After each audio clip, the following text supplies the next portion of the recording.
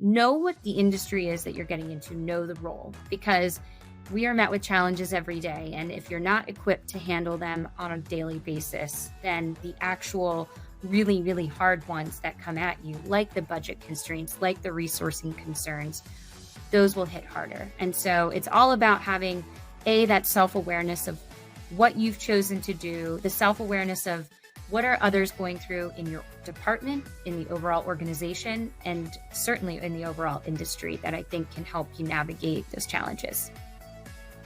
Great events create great brands, but pulling off an event that engages, excites, and connects audiences, well, that takes a village. And we're that village. My name is Alyssa. I'm Paulina. I'm Rachel. And I'm Felicia. And you're listening to Great Events, the podcast for all event enthusiasts, creators, and innovators in the world of events and marketing. Hello, everyone. What is going on in this wide, wide world of events? My name is Paulina, and I'm your host for this week's episode. So here's the scoop. I was supposed to be joined with one of our other hosts today, but unfortunately they fell under the weather. So no worries. The show must go on, as they say in the events business, right? And we're going to make the best of it. I've got a little something different in mind in terms of how today's episode is going to go. So I thought it might be fun to kind of switch things up and take this opportunity to dive a bit deeper into perhaps my own experiences within the events industry. So what a better way to do that than to be interviewing myself? So I know it sounds a little unconventional, but hey, we're all about embracing the unexpected here, right? So I figured it was a chance for me to share some insights and lessons that I've learned along the way and hopefully offer some valuable advice to all of you, event professionals, event marketers out there. So before we kick things off, I hope you are enjoying a fantastic International Women's Day. As we continue to celebrate women this month, I'm just really thrilled to share some of the incredible nominations that we received from Rachel's LinkedIn post the other week. It was an overwhelming response. I mean, I was even trying to keep tabs on all the comments, reshares that she was getting. So really excited to share and shout out everyone who shared their stories and nominated outstanding individuals. Big congrats to all the nominees and event rock stars out there who are absolutely crushing it. Stay tuned for all the names to be shared. So with that, I'm going to introduce myself as the interviewer and the interviewee. But we're going to start with my career journey. And essentially, I solicited some questions from people within our marketing department, team members who support this podcast. And I don't want to say this is the first time I'm looking at the questions, but it's definitely like the first time and a half that I'm looking at the questions. So you're getting true and honest, authentic answers from me today. So we're going to start with my career journey into the events industry. And the question that a lot of people posed was, what initially drew you to this field? How did you get started? And, I think a lot of event professionals, and honestly, I think quite a few marketers are, the common response is it kind of fell into my lap, or, I just sort of found my way into this role. And candidly, that's the case for myself. But I do think that this role, those of us in marketing tend to be overarchingly extroverts. We want to communicate with others. Communication skills kind of come naturally to us, and different types of communication skills, interpersonal communication skills, great ability to write and connect others, with words. So I think that kind of happens innately. And so when you're in this marketing field and you're able to communicate well with one another, well, it's not a big stretch to see that bringing people together, designing experiences for others would be a potential career opportunity. But to get into more of the specifics, I graduated back in 2009, where the job market was less than desirable. And I'm sure many of you tuning in today were in a similar position, and we've had a similar market over the last few years. The meetings and events industry has been certainly hit over the last 4 years. And so it was a matter of what is going to work for me? How am I able to activate the skill sets that I gained in my collegiate years and throughout my internships between the college years? And I actually ended up coming back home. So I'm a native Washingtonian, came back home and, tried my hand in the association world. And I was doing marketing and trade show planning work for a large association and publishing house in Washington, D.C., and I absolutely loved it. I think it was a really phenomenal first step into understanding the world of events and getting a palatable understanding of what marketing is and event marketing, what that is as well. So early on in my career, started doing trade show management. We would send, a 10 by 10 trade show presence to some of our key industry shows. We would have a number of sales reps, represent the association on the show floor, promoting our various publications, promoting other, membership events. So it was a very different perspective and view from what I do today. It was very membership based. It was readership and growing subscriptions to a number of our publications. So it was certainly something that wasn't a chosen direction. I think it was, a great job option made itself available to me when jobs were sparse. And I really was able to immerse myself in the job roles. I had wonderful leadership team members around me that were very encouraging, that were tenured in their roles. And so certainly provided guidance on best practices around event marketing, best practices around event planning. I love to tell this story because it just really resonated with me at the time. But we worked with a third-party planner to support some of our larger presences at our trade shows. And she had this fantastic idea of, I think it was Rolling Stone did a magazine spread where they aligned rock stars to scientists. And the concept was, you come home at night and it's a household name to know Bono, or it's a household name to know Cher. But how come scientists don't get that kind of recognition? Why aren't they the household names that we're able to drop at the drop of a hat? And so for me, that was really exciting. And so we did this really cool event where we partnered with a Hard Rock hotel and we brought sort of that Rolling Stone campaign, if you will, to this type of event. We saw a lot of inspiration from it. And obviously, I should mention, our prospective membership base and membership base were those in the life sciences field, in the science field. So it certainly rung a bell with them. And it was just fun. And it was my first step into campaign design, event design, marketing, and bringing those to sort of one cohesive experience. So that's how I started in the role. After a couple years in the association, Cvent actually reached out to me. And my first role at Cvent was managing our trade show program. So over that time frame, I no longer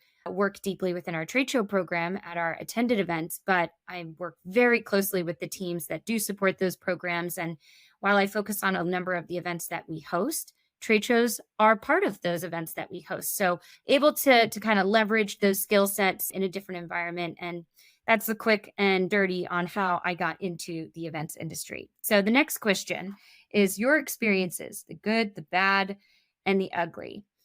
Gosh, I think, there's some secondary questions here that some people had shared. What are some key milestones or experiences that have significantly influenced your career path in events? So I will tell you that I think the good is the people. I think the meetings and events and hospitality industry really congregates some of the best, most intelligent, most creative, most fun people. And so it's really hard to have a bad time at work, a bad time at an event, right? You're surrounding yourself with creative minds, with people who like to have a good time, who ultimately want others to have a good time. And so for me, the people have certainly kept me within this industry, within this team, within, the likes of that. I think, there's a secondary question here as well. What do you believe are the essential skills or qualities that have contributed to your success in this role? Aside from knowing how to engage with others, I think it's a matter of bringing your authentic self to the job. When I first started out in my career, I felt like there was work Paulina, and then there was non-work Paulina. And it wasn't only until, honestly, recently, I would say like in the last 5 years, that I started realizing that the more I bring of my authentic self to everything I do, the better it is, the better engagement it is with the stakeholders that I work with the peers that I work with the customers that experience what we put on for them. So it sort of stopped creating such a heavy divide.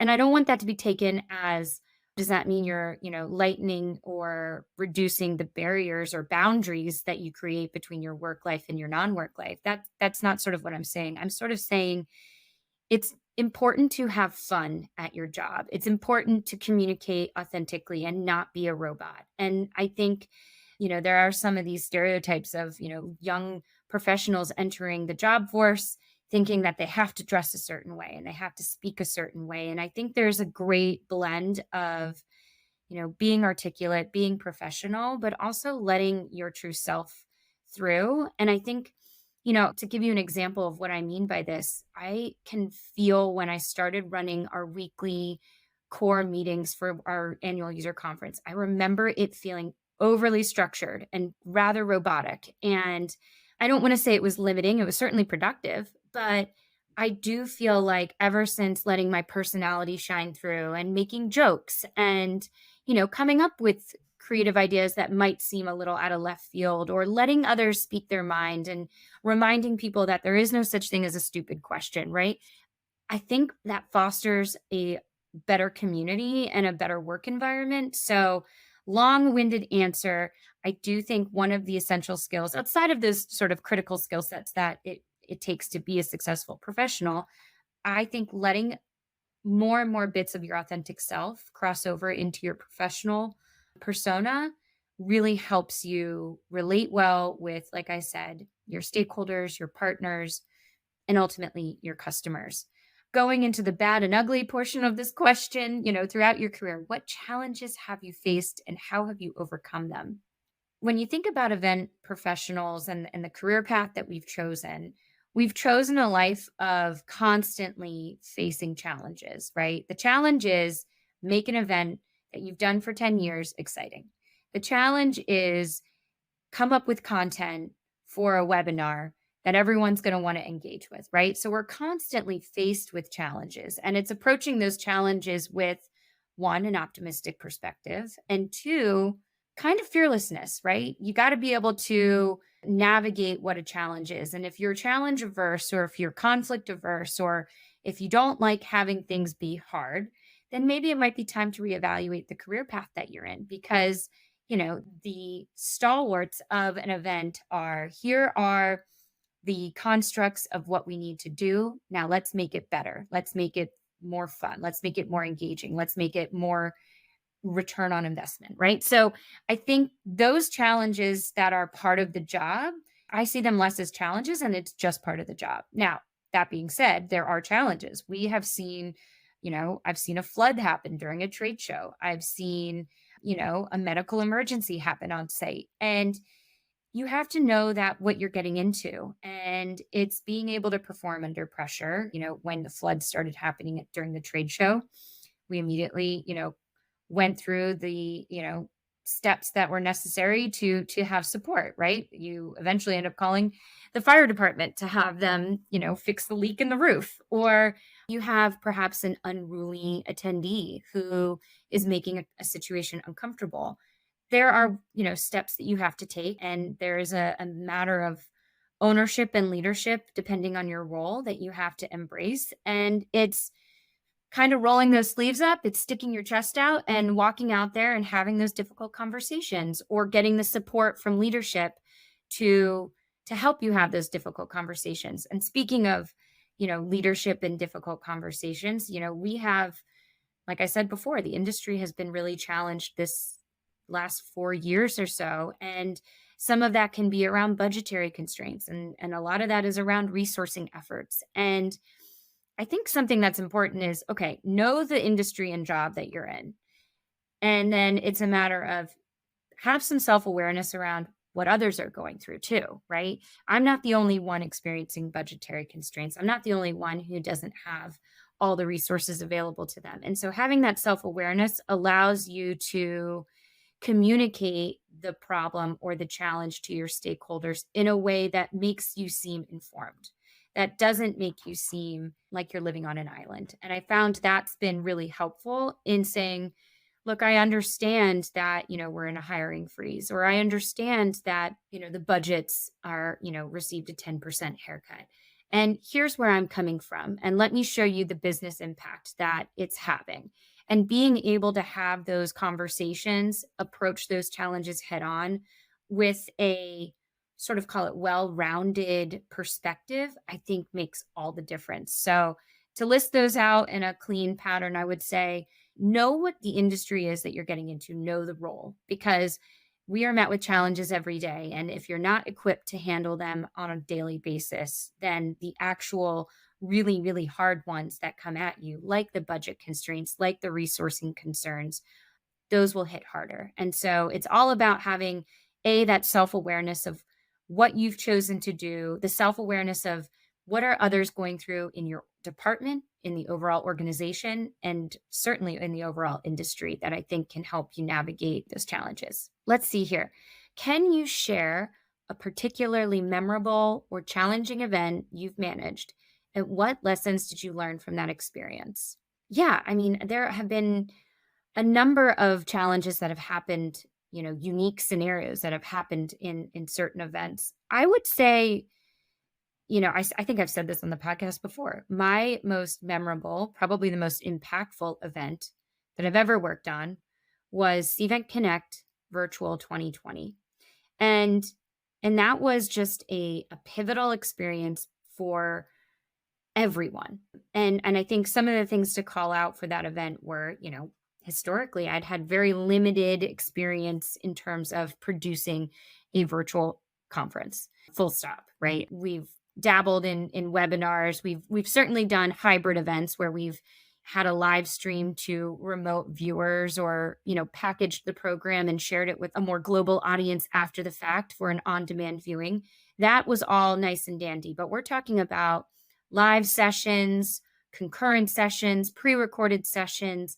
And this was also a product launch for us. And so there were so many unknowns when it came to planning this event. We were quite literally building the product while designing the event experience, while promoting the event experience. So it was certainly something very different from the norm. It prepared myself and our team and provided us a sense of resilience. If we can do this, we quite literally can do anything. That sounds so cheesy as I say it out loud, but I remember having those thoughts, thinking, we are literally building this product as we're designing it, as we're designing this conference, and I'm helping our event marketing team promote this event that's taking place on this product that doesn't quite exist yet. So you can imagine the nerves, the concern for if something were to go wrong. What was on the line here? Was it, it wasn't just jobs on the line. It wasn't just reputation. It was the success of this overall product and the overall company. And we sat in the room after the second day of the virtual event, and we had an executive, share some words. And I'm not going to repeat the words, but they ended up being very relevant in our internal conference that we hosted just about a month or two ago. And the words were really impactful. He was sharing with us that this is a once in a lifetime type of experience, that you've contributed to something that is far greater than the four walls that you see yourself in, than just the company that you are employed by.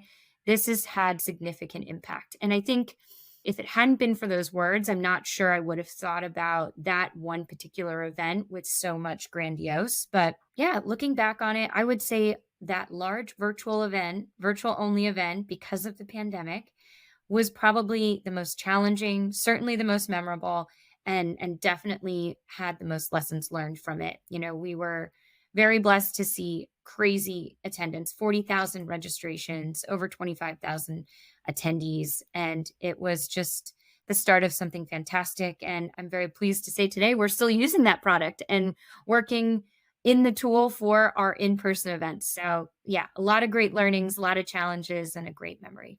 Okay, we got another question here. What's been your motivation?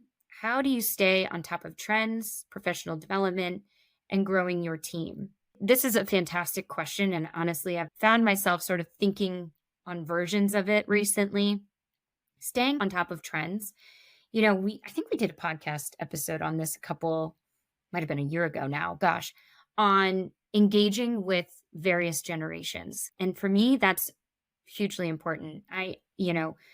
Generational conversations, I think, are what keep I think are what keep marketers happy, what keep businesses in play. And so for me, it's a matter of, talking to colleagues that are from different generations, talking to family, talking to friends, getting their perspective on what they find interesting, what they find entertaining. Certainly engaging with, the younger generation when it comes to trends within social media, right?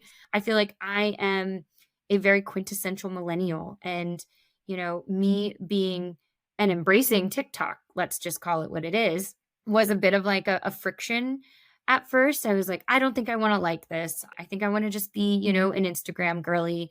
And all of a sudden Instagram embraced Reels, and now I'm like, I'm addicted to TikTok. It's fantastic. I'm seeing so many, not only, consumer trends, but there are tons of B2B trends, or tons of trends that you can take back to your B2B strategy. And I just think it's really fun to engage and embrace new technology, particularly working for a tech company. It just seems like the right thing to do. But beyond that, I think it's important to think about other generations, perhaps ones that are older than me. And, what are their technology aversions? Understanding the why, and understanding how we can make that barrier to entry, whether it's for event technology or technology as a whole, somewhat easier and more palatable for them to embrace. And to me, you know, leaning into, call it, their preferences is a way of understanding what trends work for them. And fundamentally, that can translate to what works for your customers, right? If you think about the attendee base and demographic that you host for your events, it's important to think about all the generations that are the makeup of your attendee base. And so not catering to just one, but ensuring that you're tapping into all of them. And I think it's interesting. I think, particularly as we celebrate International Women's Day and Women's History Month, we have so many generations of women currently in the workforce. And I think that's really cool because we're all experiencing work and life as we see it through our two eyes, right? And I think, we've had conversations with women who are, returning back to work after raising families or taking a hiatus, and, what that acclimation time looks like for them, and how are they being received and how are they responding. We have plenty of women who are thinking, maybe it's time for me to start thinking about my retirement, and what do I want my last 5 years in my career to look like.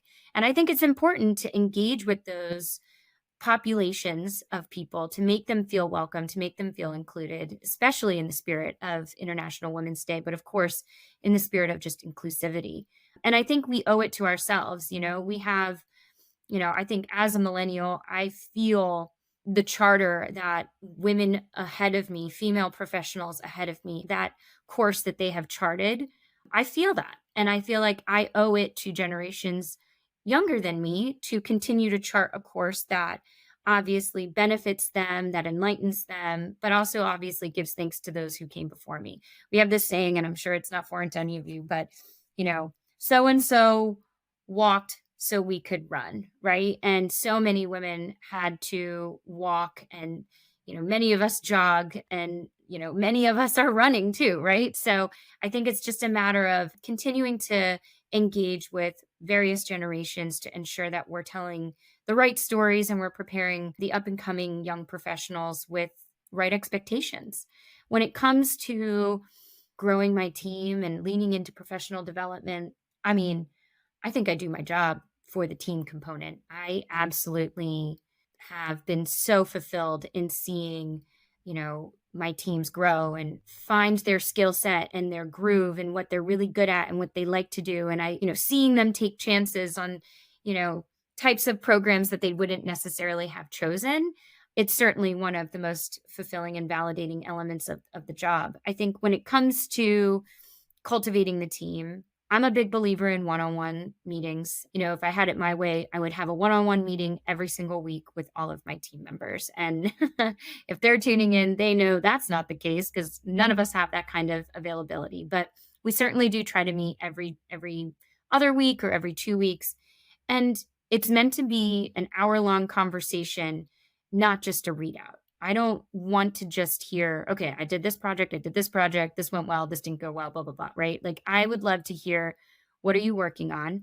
How's it going? What was your, project management experience? Tell me areas that you found yourself excelling at. Tell me areas that you found yourself super challenged. What can we do to support you to make those challenges less extensive?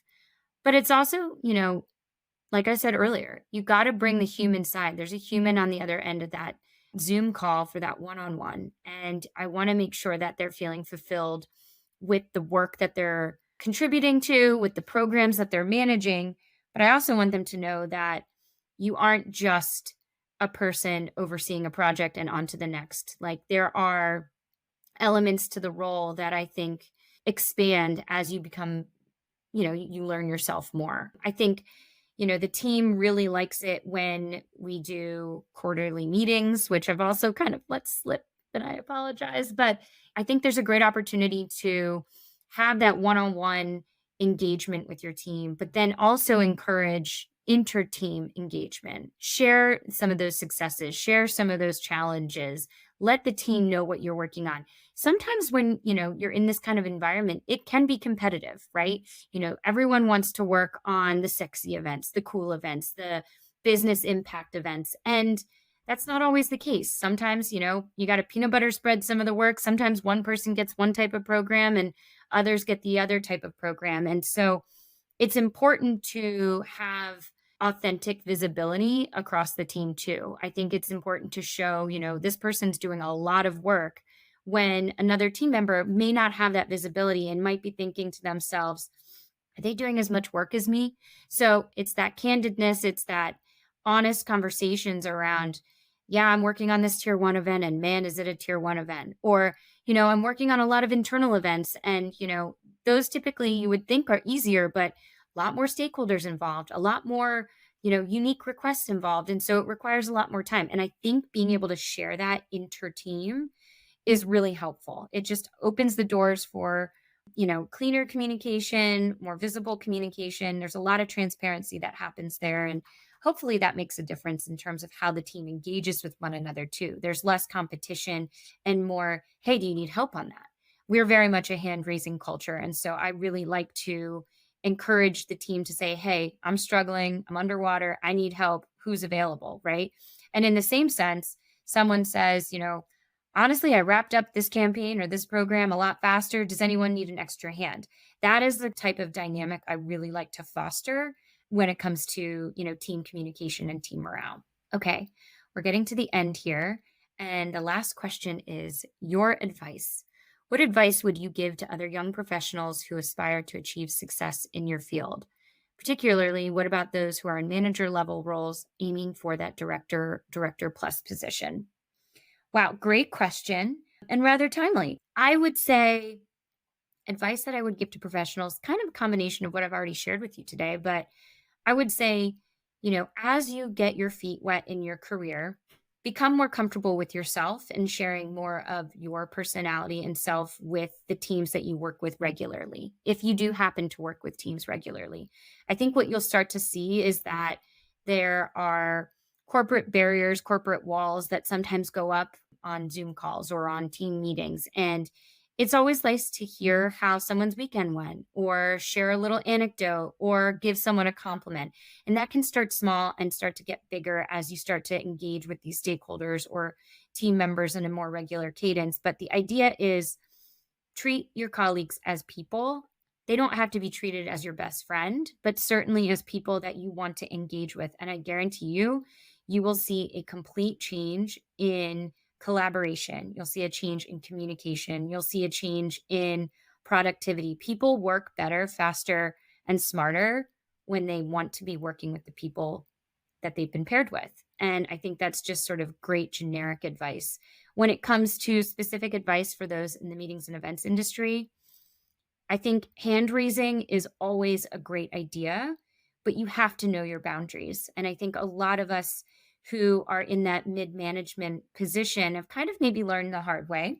I certainly say I learned a bit of the hard way, where just because you raise your hand for a new program or more work, it doesn't always mean you're yielding more visibility with leadership. And I think that's something that's important. So when you're taking on additional projects, or call it reach projects or projects out of scope, make sure you're communicating to your direct manager that this is a reach project. And I'd really like to share this with, our executives or our leadership, that I'm taking this on. Because if you're not communicating on your behalf, it's kind of rare that people are for you. I've had the luxury of having an amazing manager over these years who has always supported me when I've taken on more work or, taken on more responsibility. And it's a matter of having that upward communication. So when you raise your hand to do some more work or take on that reach project, make sure you're getting the credit too. And that will help you with your trajectory. And it kind of goes into the second half of the question. For those who are in a manager role and aiming for that promotion to the director level, I've been at Cvent for 10 years and I just got to the director role. And granted, there are some thresholds that you have to cross just from an experience perspective to be promoted and meet a certain band of career level. But I think what's really important is taking ownership of the work that you contribute to, taking ownership of the team that you develop.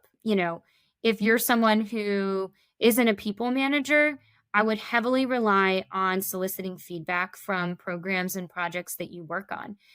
Don't do it in a over the top kind of way, but maybe reach out to your stakeholders and, after a post-con meeting, say, hey there, it was a pleasure working with you on this program. I really think we did a great job. Looking forward to, enhancing the program going forward, but would love to gain any insight into your experience partnering with me. Would love the good, the bad, the ugly, would love any kind of constructive feedback, but also would love to hear just, what your experience was. And I don't think that's it's not self-righteous. I think that's fair. And I think holding on to that, collecting that kind of feedback, that's certainly something that can arm you when it comes to performance reviews, or having a weekly one-on-one with your leader and saying, hey, just wanted to let you know, this project wrapped. I got some great feedback from leadership. I'd love to share it with you. I think it's a matter of creating your own personal brand within your company.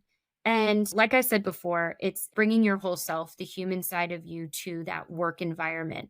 I actually, was having a conversation with my dad not long ago, and we used the term social equity. And you can do some really, really great work. You can have a successful, the metrics, the stats, the data can speak for itself when it comes to successful campaigns, when it comes to successful events. But man, if you have a great working relationship with your peers, with your team, with your leadership, that's called social equity. And that's really hard to come by, I think. And so if you can round yourself out with successful programs and stats and with great social equity, I think you're really on the trajectory for a great leadership position. And with that, I am going to round out today's conversation with myself.